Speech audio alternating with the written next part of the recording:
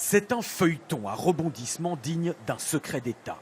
Et le dernier épisode vient de secouer une nouvelle fois toute la classe politique britannique.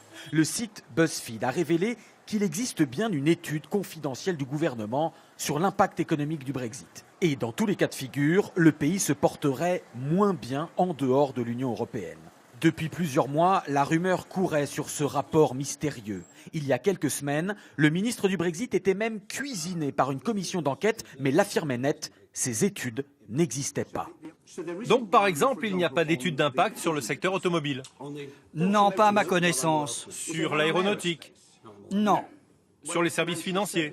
non. Et ce sera non à toutes les questions. Finalement, ces études ont bien été réalisées. De l'hypothèse la plus optimiste à la plus pessimiste, la croissance britannique ralentirait de 2 à 8% sur la prochaine décennie. L'automobile et l'agroalimentaire seraient parmi les industries les plus touchées. Au Parlement, l'opposition a exigé que le rapport soit rendu public. Réponse surréaliste du secrétaire d'État pro-Brexit sur les études menées par son propre gouvernement. De mémoire, je ne peux pas vous citer une seule prévision qui se soit révélée exacte. De manière générale, je pense que les conclusions de ce type d'études sont toujours fausses.